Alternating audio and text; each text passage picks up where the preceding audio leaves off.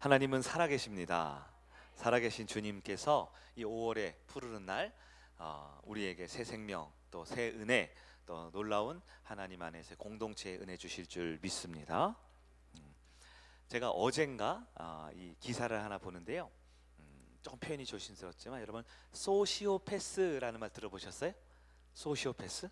옛날에는 사이코패스라는 말이 있었는데요. 소시오패스라고 이 반사회적인 생각을 가지고 어쩔 때는 괜찮지만 문제가 있을 때는 다른 사람에게 피해를 줄 수도 있는, 혹은 자기 자신을 또 크게 어려움에 처하게 하는 그런 마음의 병을 가진 사람들이라고 하는데요. 그 기사에 보니까 이런 이야기가 있더라고요. 소시오패스 증상 있는 사람들의 99%가 갖고 있는 특징이 있대요.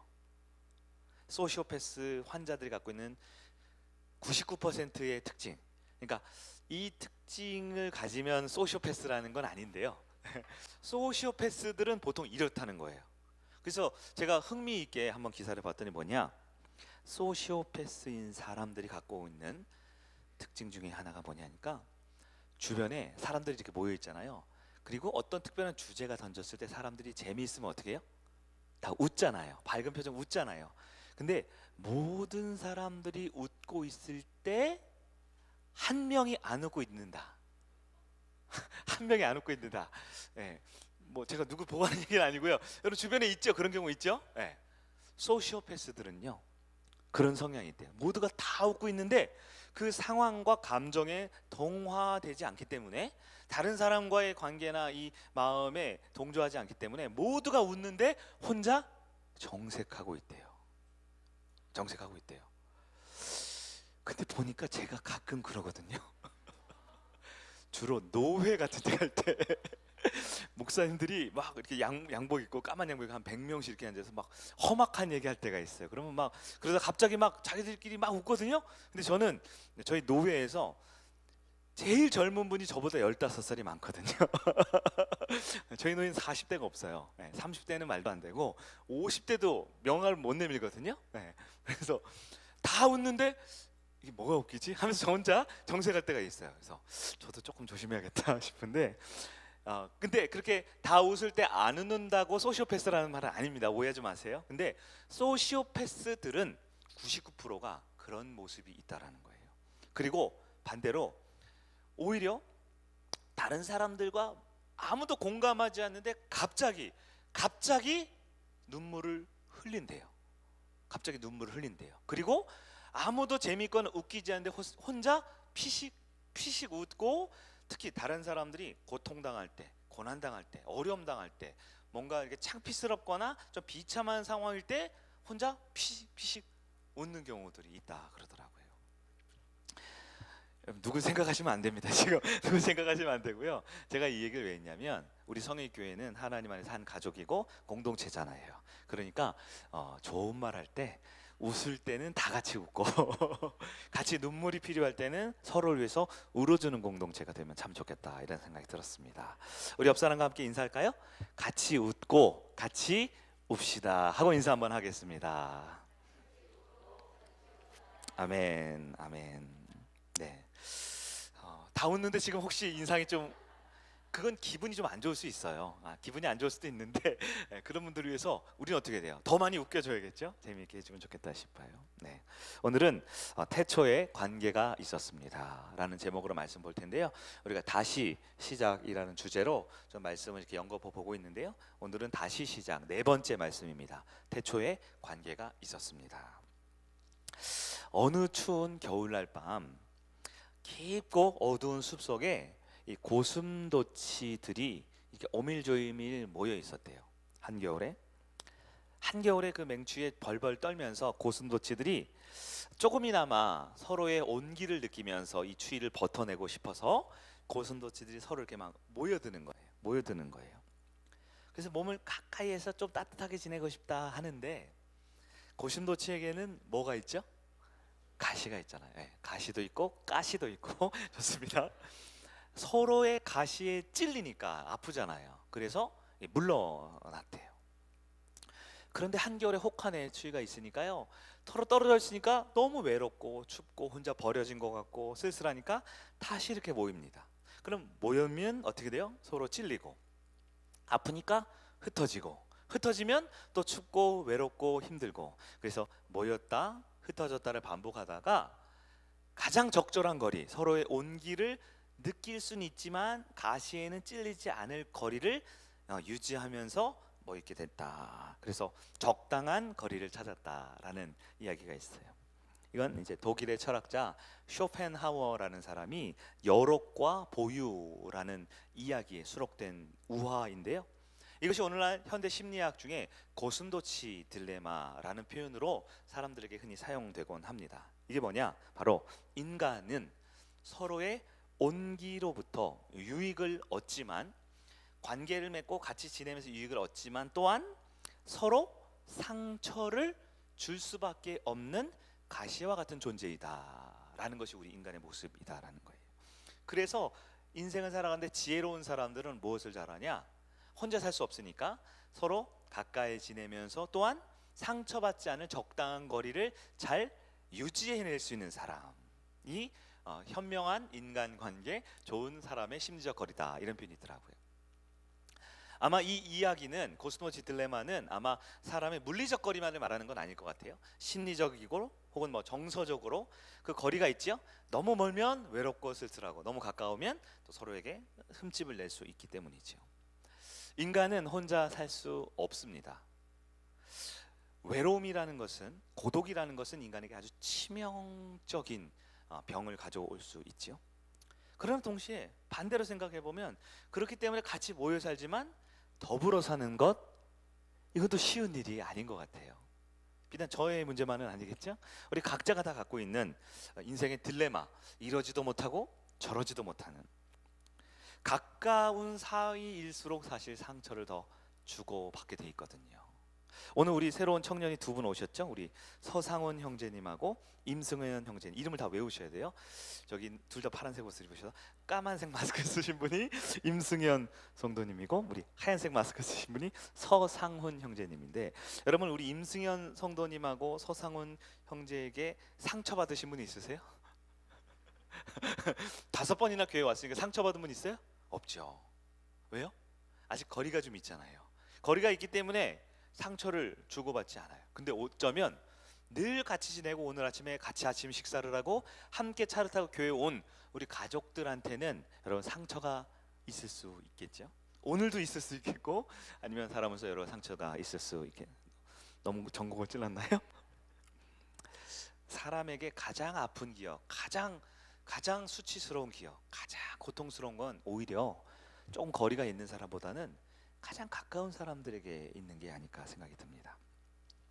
오늘 말씀 중에 우리가 첫 번째 살펴볼 것은, 그러나 태초부터 관계가 있었다라는 거예요. 태초부터 관계가 있었습니다. 오늘 우리 박혜진 청년께서 읽어주신 창세기 1장 26절 27절, 많은 신학적인 이 창조에 관한 기사들이 있지만 우리가 주목해 볼 부분은 우리 하나님에 대한 표현이에요. 하나님을 뭐라고 표현되어 있냐? 하나님 스스로 말씀하시기를 26절, 하나님이 이르시되 우리의 형상을 따라 우리의 모양대로 우리가 사람을 만들고, 이렇게 되어 있어요. 1인칭 복수, 우리가 문법적으로 이렇게 쓸 수 있겠죠. 하나님께서는 태초부터 복수로 계셨어요. 이 말은 우리 성부 하나님 아버지, 성자 예수 그리스도, 보혜사 성령님께서 태초 이 세상이 만들어지기 전부터 삼위가 하나의 공동체를 이루며 계셨다라고 우리에게 성경 분명히 말씀하고 있습니다. 그런데 인간이 누구의 형상대로 지음받았냐? 27절 보니까 하나님께서 자기의 형상, 곧 하나님의 형상대로 사람을 창조하시되 남자만 아니죠, 남자와 여자를 만드셨어요. 우리 인간은 남자든 여자든 다 누구의 형상?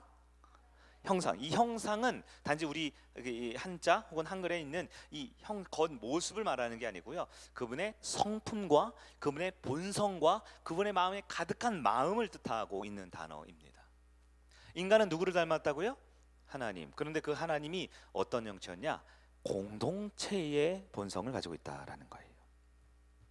그러므로 모든 인간은 태어나면서부터 창조부터 공동체적 특징을 가지고 지음을 받았습니다.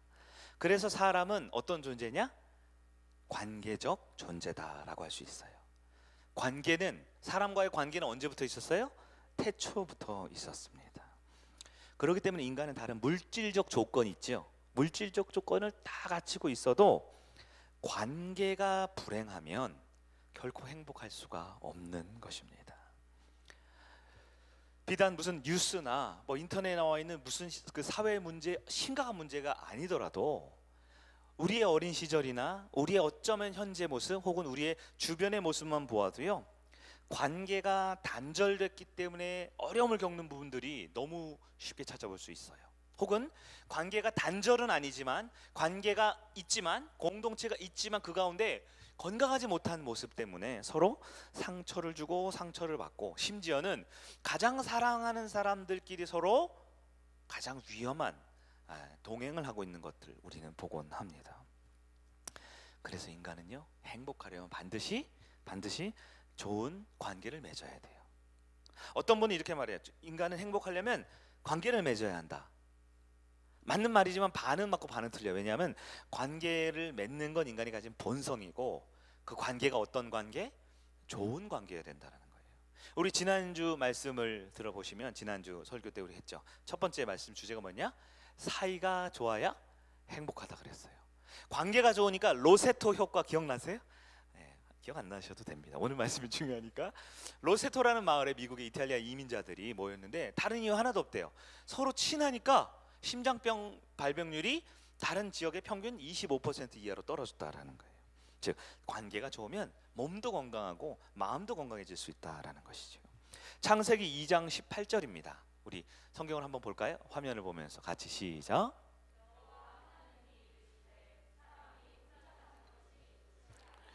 아주 중요한 이 신학적이면서도 우리 사람들에게 향한 하나님의 마음이죠. 하나님이 세상을 만드실 때마다 보시기에 좋았더라, 좋았더라, 좋았더라. 다 주님 보시기에 완전한 하나님의 속성상 불완전한 걸 만드실 수 없기 때문에 다 보기에 너무나 행복하고 좋았는데 딱 하나 보기에 좋지 않았더라라는 게 있어요. 이건요, 잘 아셔야 돼요. 하나님이 잘못 만든 게 아닙니다. 하나님이 부족한 게 아니에요. 뭐예요? 만드셨는데 더 좋기 위해서 필요한 게 있다라는 거예요. 그게 뭐예요? 바로 관계라는 걸 만드셨다라는 겁니다.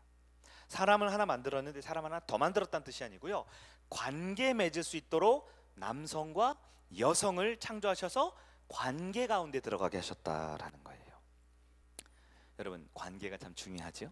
그런데 관계를 맺는다고 해서 관계가 이어졌다고 해서 다 좋은 건 아닌 것 같아요. 우리 주변에도 실제 결혼을 했지만, 남녀가 하나님이 짝지어 주신 가정을 이뤘지만 그 안에 진실한 관계, 진정한 관계를 유지하지 못해 이 결혼한 가정이 힘든 모습들 우리 주변에 볼 수 있습니다. 한 가정이 됐어요. 부모와 자녀가 됐고 형제가 됐어요. 가족이 됐으면서도 서로 건강한 관계가 되어주지 못해서 힘들어하는 가족들이 심심치 않게 볼 수 있지요. 또 하나의 가정인 바로 교회 안에서도 그렇죠. 교회지만 관계 때문에 힘들어하는 부분. 저분이 자꾸 가까이 오니까 가시처럼 찔러서 좀 멀어지고 싶고, 또 혼자 있으려니까 너무 좀 외롭고 답답한 느낌. 이 관계의 문제가 우리 오늘날 가정이든 교회이든 우리 인생의 가장 중요한 문제다라는 거예요. 신학적으로 보면요, 이 관계가 깨어지고 회복하는 것이 바로 성경의 가장 중요한 주제입니다. 두 번째 살펴볼 것은 바로 죄와 구원의 주제예요. 우리가 서두에서 살펴본 고슴도치 이야기 있죠? 서로 다른 존재에게 다가가려는 것은 인간의 본성이에요. 왜냐하면 하나님이 관계적으로 인간을 만드셨기 때문에 그렇습니다. 그런데 가까이 가면 어떻게 된다고요? 고슴도치처럼 서로 찌르게 된다라는 거예요. 왜 찌를까요? 성경은 이것을 죄라고 말합니다. 죄라고 말합니다. 아담과 하와가 처음에는 관계를 아름답게 창조되었지만, 죄가 그들에게 주어졌을 때, 죄가 처음 주어졌을 때 인간이 가졌던 게 뭐예요? 서로 비난하고 책임을 전가하는 거였어요. 아담은 하나님이 주신 저 여자 때문에 그랬습니다. 하와는 또 뱀 때문에 그랬습니다. 서로 비난하고 책임을 전가하는 것, 이것이 바로 죄로 인해 생긴 인간에 주어진 가시와 같은 것이죠. 죄 지은 인간이 낳은 첫 번째 인류가 누구예요? 아담과 하와가 낳은 첫 번째 사람이 가인이죠. 첫 번째 사람 가인이 했던 행동은 자신의 친형제를 죽이는 일이었습니다. 서로 지켜주고 서로 보호하고 서로 소중히 여겨야 할 가정 안에 인류 최대 비극이 바로 시작되는 것이지요. 그런 살인까지는 아니더라도 오늘날 얼마나 많은 가정 안에 시기와 질투와 다툼과 욕심과 인간관계 오염이 나타납니까? 여러분, 인간은 아름답게 지음받았지만 죄로 인해 서로 관계가 상처받고 깨어지게 되었다는 거예요. 그럼 한편 하나님의 계획은 무엇이었을까요? 하나님의 계획은 인간이 그 관계가 깨어진 것을 다시 회복시키시는 것이 하나님의 계획이었습니다. 그것을 바로 우리는 신학적으로 구원이라고 말합니다. 여러분, 구원이 무엇입니까? 여러 정의가 있겠지만 구원이라는 것은 가장 기본적인 관계적 존재에 볼 때 구원은 관계가 회복되는 것입니다. 태초부터 있었던 관계가 죄로 인해서 깨어지고 상처받게 되었지만 하나님께서 친히 그 관계를 회복시켜 주셨어요. 그게 구원입니다. 우리 로마서 말씀 하나 볼까요? 로마서 5장 10절입니다. 함께 우리 잘 아는 말씀인데요, 이 말씀 관계적 측면에서 한번 보도록 할게요. 시작.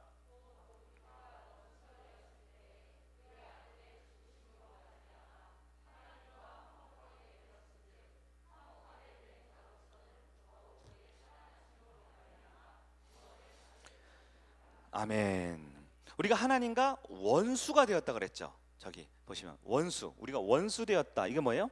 하나님과 우리 관계가 심각하게 깨어졌다라는 거예요. 그런데 그 관계를 다시 화목하게, 셋째 줄에 있죠. 둘째 줄, 셋째 줄, 화목하게 되었대요. 이 화목이 뭡니까?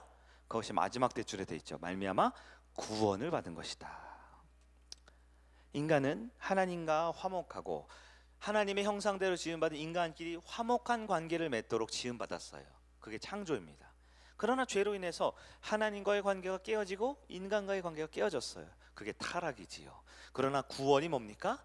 다시 하나님과의 관계가 회복되고 성도들 사이의 관계가 회복되는 것이지요. 여러분, 신앙생활을 한다는 게 뭘까요? 오늘 말씀의 세 번째 주제인데, 신앙생활을 한다라는 것. 신앙생활을 한다라는 것은 하나님과의 관계가 회복돼서 구원 얻는 것뿐만 아니라 구원 얻은 백성들이 주님과 한 몸을 이루어 공동체를 이루는 것, 이것이 관계론적 측면에서 볼 때 신앙생활입니다. 쉽게 얘기해서 예수 믿어 천국 가는 방법을 아는 것도 신앙생활의 목적이지만 또 하나 천국 갈 백성들이 공동체를 이루는 게 바로 신앙생활이다라는 거예요. 신앙생활은 첫 번째 먼저 해야 될 것은 하나님과의 관계 회복이죠. 하나님 안에서의 믿음의 삶을 누리는 것입니다. 두 번째는 하나님과의 관계가 회복되고 이어졌으면 이제는 성도들 안에서 관계를 누리는 것, 이게 바로 신앙생활이다라는 거예요. 우리가 조금 더 들어가 보면요, 예수님께서 교회, 즉 성도들의 모임인 교회를 뭐라고 부르셨느냐? 여러 유비들이 있는데요, 가장 대표적인 게 바로 그리스도의 몸이다라고 표현했어요. 몸이다. 교회를 어떤 건물이나 어떤 조직이나 어떤 단체나 어떤 사람들의 다양성을 인정해야 할 그런 어떤 삶의 사회적 모임이 아니라 성경에서는 뭐라고 표현하냐면 그리스도의 몸이다 이렇게 말했어요. 예수님께서 성도를 뭐라 부르셨다고요? 너희는 내 몸이다. 우리가 성찬식을 2, 3주 전에 했죠. 예수님께서 떡과 잔을 나누면서 뭐라고요? 이것을 내 몸이다, 내 피다, 먹고 마시면서 나와 연합하자라고 하셨어요. 여러분, 예수님이 성도를 뭐라고 불렀는지 우리는 깊게 묵상하는 은혜가 있어야 합니다. 성도를 뭐라 불렀다고요? 내 몸이라 그랬어요. 제가 한번 생각해 봤어요. 제가 지금 눈이 시력이 좋지 않아 안경을 쓰고 있잖아요. 만약에 예수님께서 성도를 향해서 너희는 내 안경이다 이렇게 표현했다고 생각해 보세요. 여러분, 그러면 좋을까요, 안 좋을까요? 전 좋을 것 같은데. 예수님의 안경이면 그게 얼마나 영광스럽습니까? 예수님이 너희는 내 옷이다 이렇게 표현했어요. 좋을까요, 안 좋을까요? 네. 예수님과 함께 할 수 있으면 그게 얼마나 귀합니까? 우리는 죄인인데요.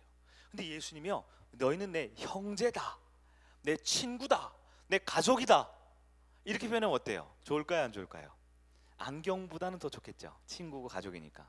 그런데요, 놀랍게도 예수님께서는 내 형제다, 친구다, 가족이다 그러지 않고요. 너희는 내 몸이다 그랬어요. 몸. 이 말씀에 제가 이번 주 굉장히 은혜가 되더라고요. 몸이다. 왜냐하면 저는 제 몸을 굉장히 소중히 여기거든요. 여러분은 안 그러신지 모르겠지만 여러분, 사람은요 자기 몸을 위해 살아요. 그래서 배가 고프면요 절대적으로 밥을 먹습니다. 안 그런 분이 있을지 몰라요. 다이어트 하는 분들. 예. 근데요, 내가 몸이 아프면 어떻게 해요? 약을 먹고 쉬어요. 몸이 아픈데 너 몸 잘 됐다, 네 몸 좀 아파라 이러면서 약을 안 드시는 분을 제가 못 봤어요. 네? 내 손가락 발가락이 내 몸에 있는데 마음에 안 든다고 해서 좀 바꿨으면 좋겠다, 너 나랑 좀 손가락 좀 바꿀래? 손가락 잘라서 바꾸는 분 못 봤어요. 인간은요 본능적으로 자기 몸을 소중히 여기고 자기 몸을 위해서 삽니다. 그런데 우리 예수님께서 성도들을 뭐라 불렀다고요? 너희는 내, 이게 얼마나 영광스럽고 은혜로운 겁니까? 그러면서 한마디를 더 붙이시기를, 너희는 뭐라 그랬어요? 성도를 향해서 너희는 내 몸의 각 지체다라고 말했어요. 손이고 발이고 각 몸의 부분이다라고 말을 했어요. 여러분, 그렇기 때문에 한 사람의 몸은 서로 도와야 하는 거예요. 서로 함께 해야 되는 거예요. 혹시 우리 신앙생활 하는데 혹시 큰 소리치고 싸우고 사태질하고 이런 적 있으세요? 왜 그럴까요? 몸이 아니거나 아니면 너무 철이 없어가지고 마음에 안 드는 거죠, 자기 몸이. 그러나 우리는 마음에 들든 안 들든 한 몸이 된 이상 서로를 인정해주고 용납해주고 아껴줄 그런 책무가 있는 것이 바로 그리스도의 몸이에요. 또 하나는 제가 생각했더니, 예수님이 우리를 한 몸이다, 내 몸이다 하시면서 예수님은 스스로 누구라고 하셨어요? 뭐라고 하셨죠? 머리라고 하셨어요. 맞죠? 나는 교회의 머리다라고 하셨어요. 그 머리는 뭘까 생각해 봤더니요, 제가 지금 오른손을 이렇게 들었잖아요. 오른손 이렇게 들었죠? 예, 오른손 들었어요. 여러분, 오른손 한번 꽉 한번 쥐어보세요. 꽉 쥐어보세요. 이게 악력이 좋으면 심장병에 안 걸린대요. 이 손을 꽉 쥐는데 잘 안 쥐면요, 좀 산에 운동하러 다니셔야 되는 거예요. 예. 여러분, 제가 손을 꽉 쥐어보라고 하니까 대부분 쥐으셨죠? 근데 이 손을 꽉 쥐은 건요, 누가 시킨 건 줄 아세요? 목사님이 시켰잖아요. 그러겠지만 머리가 시키는 거예요. 생각으로, 감정으로 내가 손을 잡아 이렇게 시켰거든요. 만약에 여러분 발을 걸었을 때 걸어 다니잖아요. 그러면 여러분 발이 미쳤나, 왜 걸어 다니 이렇게 생각할지 모르지만 머리가 생각하는 거예요. 맞죠? 머리가 지시하면 우리는 손을 쓰고 발을 쓰는 거예요. 너무 당연한 예를 들었지만 여러분 생각해 보세요. 만약에 내 머리로는 내 손을 꽉 쥐고 싶은데 손이 안 쥐어지는 사람 있을 수 있을까요? 누가 손이 안 쥐어질까요? 왜 손이 안 쥐어질까요? 고장난 사람이 안 쥐어지는 거예요. 몸이 고장나면 안 쥐어지죠. 혹은 인조인간? 로보캅 알면 옛날 사람이에요. 내가 손을 쥐는데 손이 안 쥐어지고 내가 걷고 싶은데 안 걸어진다. 그럼 몸이 고장나거나 너무너무 아프거나 아니면 사람이 아니거나 한 몸이 아니거나. 여러분, 교회는요, 우리 성도는요, 예수님이 머리 되셨기 때문에 예수님이 움직이라고 하면 움직이는 거예요. 예수님이 밥을 먹으라고 하면 밥을 먹는 거예요. 예수님이 서로 사랑하라고 하면 사랑하는 것이지요.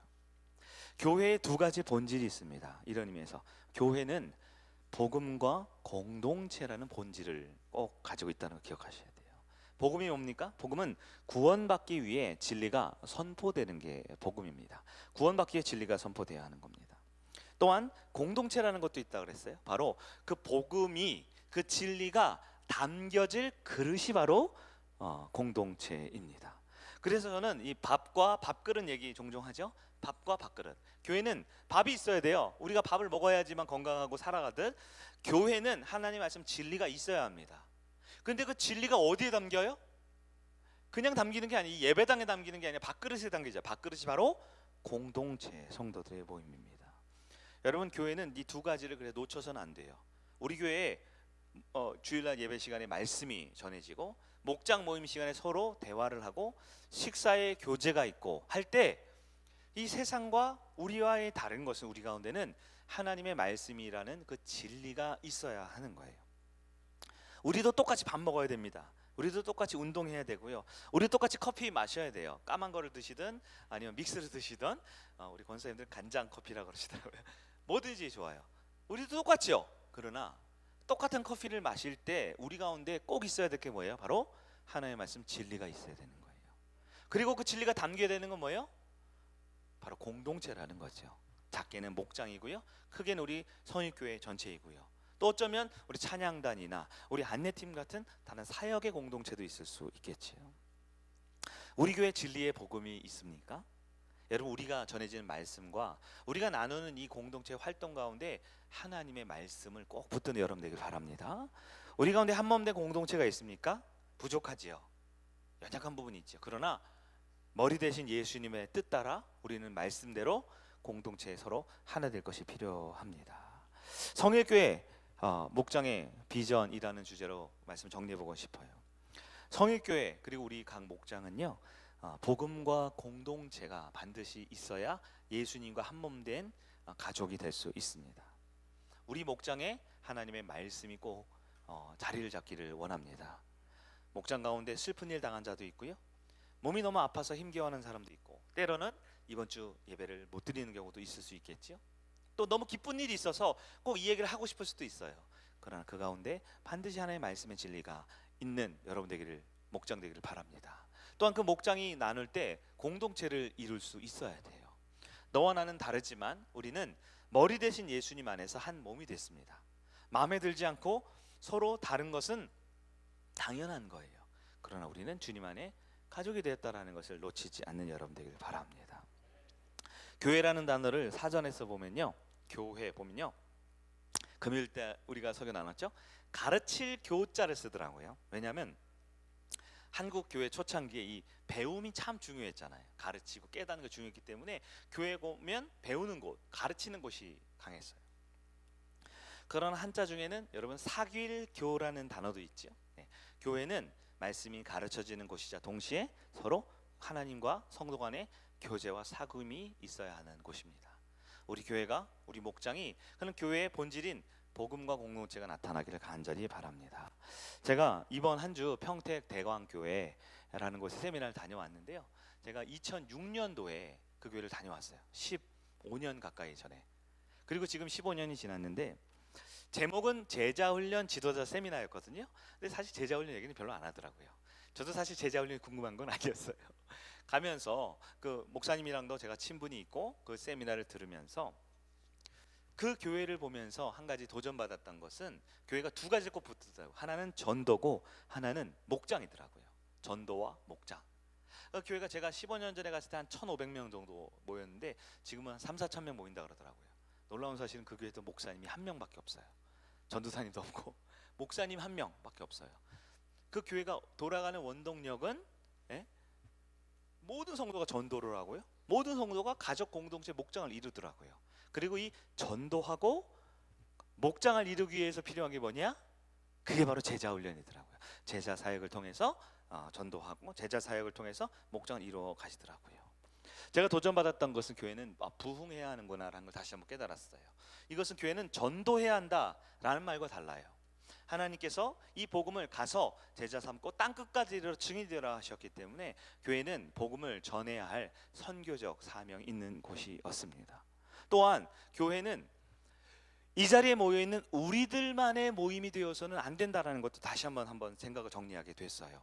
교회는 늘 새로운 영혼들이 예수를 믿어 영혼이 구원되고 주님을 닮아가는 제자로 나아가기 위한 그런 은혜의 공간이 되어야지, 우리끼리 5년이고 10년이고 30년이고 우리 안에 우리끼리 머무는 그런 고인 우물과 고인물이 되어서는 안 된다는 걸 좀 깨닫게 됐어요. 그래서 우리 주일이죠. 오늘 주일날 우리 교회 사역이 참 많거든요. 예배도 참 많고 모임도 많거든요. 너무너무 귀하고 좋지만 우리가 더 새로운 분들, 또 주님을 알기 원하는 분들에게 더 기회를 드리고 시간을 드리고 공간을 드리고 모임을 드려야겠다라는 생각이 들었어요.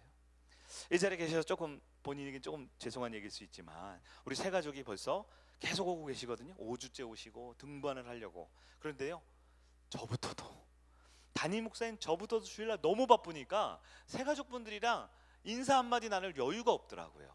그래서 느낀 게 우리가 참 예배도 중요하고 제자 훈련도 중요하고 사역도 중요하지만 우리가 영혼을 살리고 주님의 제자로 닮아가는 과정 가운데 교회의 공동체성이라는 것 중에 하나가 뭐냐? 바로 새로운 영혼들이 더 올 수 있는 기회, 그들이 예수 믿을 수 있는 기회를 더 많이 가져야겠다라는 생각을 하게 되었어요. 여러분, 말씀을 한번 맞춰보도록 하겠습니다. 신앙생활은 관계라고 했어요. 왜냐하면 태초부터 관계가 있었고 하나님께서는 이 관계의 결과인 즉 교회라는 것을 통해서 우리와 함께 하시고, 교회라는 것을 통해서 우리에게 구원받게 하시고, 교회라는 것을 통해서 우리의 믿음을 자라게 하시는 방법을 바꾸신 적이 없거든요. 태초부터 바로 2022년 이 5월 첫날까지 우리 주님께서는 교회가 관계를 잘 맺기를 원하십니다. 성품이 달라요. 우리 성향이 달라요.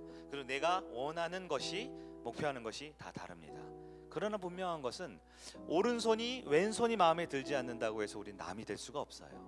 하나님께서 우리를 한 교회 성도로 불러주셨고 가족교인으로 만들어 주셨다면 우리는 서로를 더 받아주고 좋은 관계로, 사랑하는 관계로, 배려하는 관계로 발전하고 성장할 수 있는 우리 성의교회가 되길 주의 이름으로 축원합니다. 특별히 아까 광고 드린 대로 우리 3주 후부터 자녀의 권세반이라는 제목을 바꿀까 싶어요. 뭐 새가족반이라든가 아니면 우리 뭐 행복한 반이라든가 이름을 좀 정해주세요. 그 말씀의 내용 자체도 아주 유익하지만 교회가 하나 되기 위해서 하나의 말씀으로 한 공동체를 이루는 것이 너무나 중요하다고 생각됩니다. 그래서 이제 변화하고 있는 이 시대에 우리 성일교회처럼 대형 교회가 아니잖아요. 우리 성일교회처럼 이렇게 저 시내 한복판에 교통이 편한 곳이 아니잖아요. 하나님께서 이 상대원 땅에 우리 교회를 세우시고 우리 장로님, 우리 다음 세대까지 우리를 불러주셨다면 이곳에서 말씀하고 계획한 바가 분명히 있을 것 같아요. 이것을 위해 우리가 하나 되는 시간을 좀 갖기 위해 여러분 마음과 생각을 모아주시길 바라요. 자녀반이 있는데요, 3주 5월 22일부터입니다. 우리 어린아이부터 우리 작년에 이르기까지 모든 성도들이 다 같이 말씀 앞에 하나 되고 우리 성교회 하반기에는 더 단단하고 행복한 그리고 영향력 있는 아름다운 공동체가 되기를 주의 이름으로 축원합니다. 우리 자리에